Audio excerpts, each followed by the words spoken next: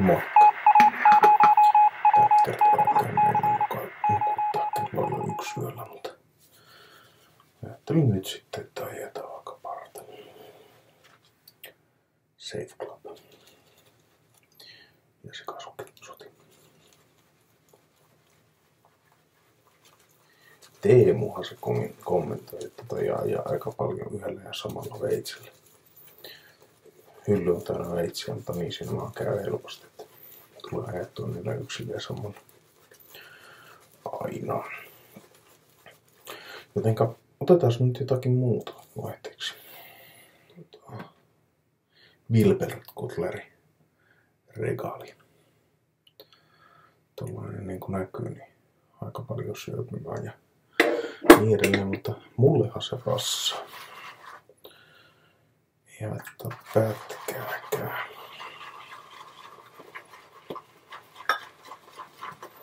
Tuli justille perotettua tuo veitsi tossa.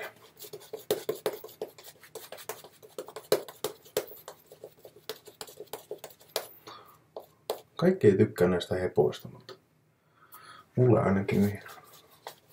Mä tykkään käyttää kulhoa ja sitten tämmöisiä pensselöiviä liikkeitä, maalaavia liikkeitä. Mä en oo oikein koskaan oppinut tätä liikettä. Mieluummin näin päin.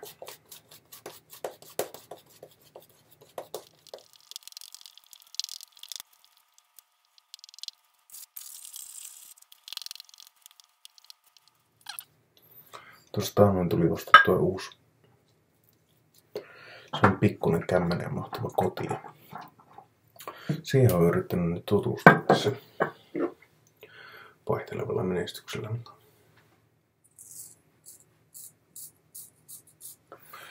Jokaisessa on niin erilaiset tuntumat, että olen kokeillut nyt varmaan 50 eri kotia.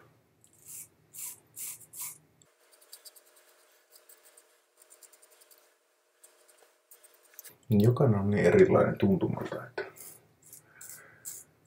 toiset on nopeita ja toiset taas sitten on kovia ja hitaita. Siinä on niin monta asiaa, jotka vaikuttaa siihen lopputulokseen. Nyt tuli viimeisteltyä tää semmoisella vanhalla. Se on vissiin niinku Leverde. Se koti. Tommonen vähän vihertävä.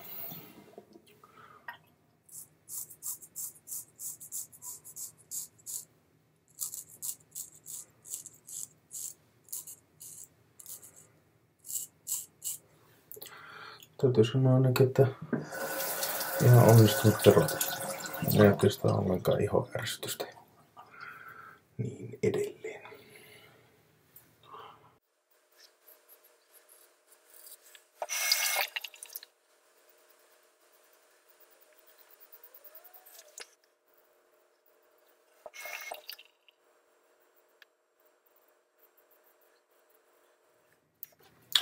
Tekis mieli testata noita koteja ehkä ihan enemmänkin.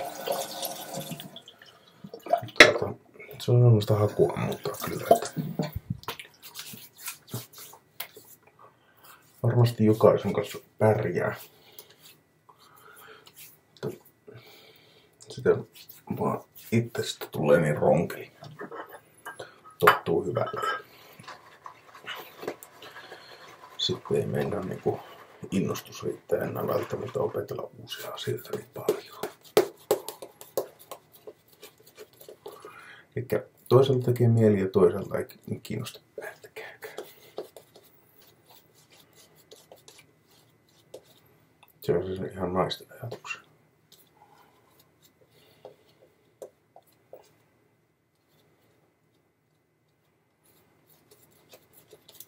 Tästä Safe Clubin saippuasta mä oon tykännyt ihan alusta asti. Hienosti silloisessakin. Tässä on semmonen tuoksu, mistä minä tykkään. Semmoista hentoa yrttisyyttä. Se tuo semmoista lämpöä siihen tuoksuun, ainakin mun mielestä. sen lisäksi sitrusta.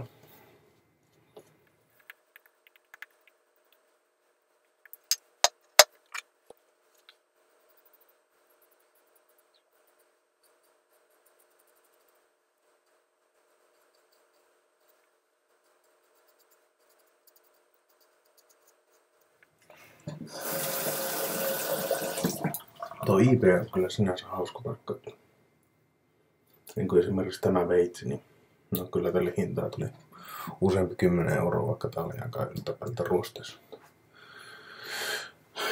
Siinä tuli semmonen, että kun sen sai päähänsä, että tuon mä haluan, niin se oli sieltä saatava. Mutta se mikä siitä nyt hauskan paikan tekee, niin tarjonta on. Tarjontaa on joka lähtee.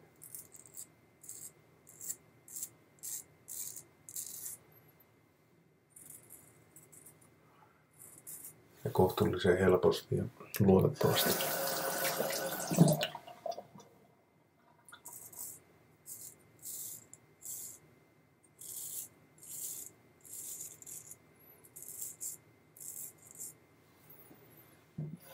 Pitäisikö ihan vaan fiilistellä saa jo 3.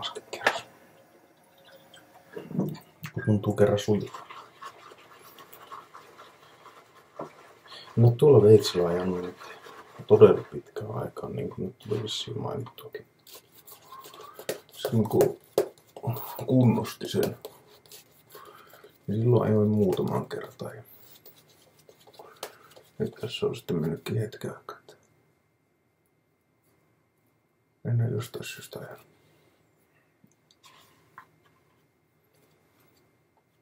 Sitä vaan unohtaa noita hyllyjä.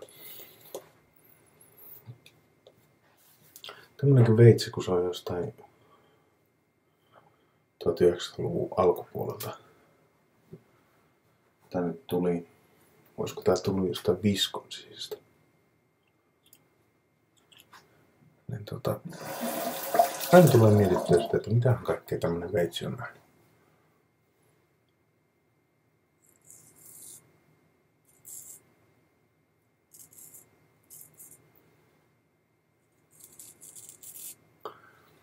Suurin piirtein sillä lailla, että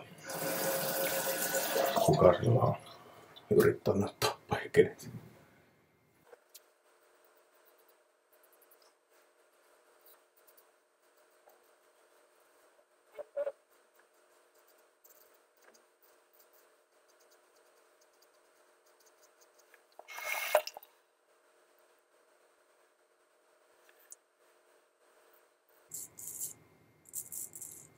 Jep. Ihan varmasti riittää.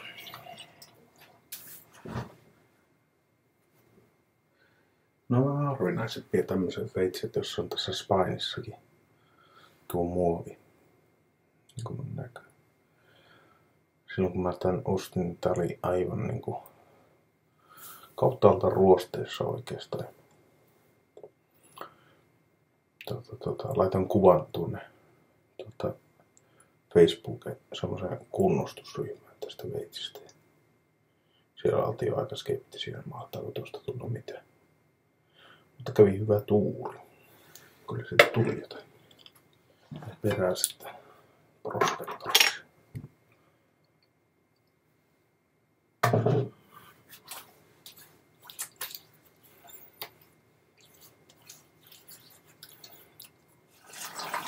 Tää prospektoriksi Atwoodi, niin se on kanssa kyllä mukava löytää. Siinä on mukava miehekäs tuoksu, mutta kun ei ole alkoholia tommosessa plässissä, niin aina se vaan niin kuin toimii ainakin itselle.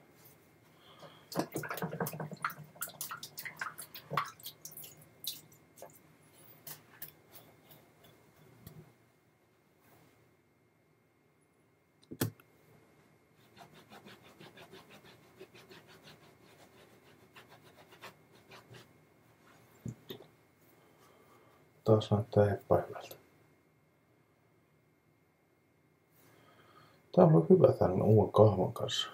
Tää oli alun perin, en muista nyt tätä mallimerkintää tästä Vialongista, mutta Tämä oli tosi lötkö ja semmonen vähän ikävä käytettävä. Se tuli hyvä, kun se upotti vähän syvemmälle tuon kahvaan. Siis jopa niin hyvä, että sitä saattaa kyllä suositella aika varauksetta monelle muullekin.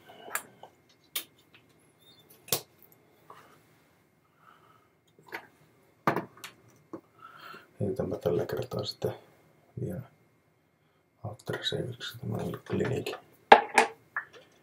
Clinicin palmi.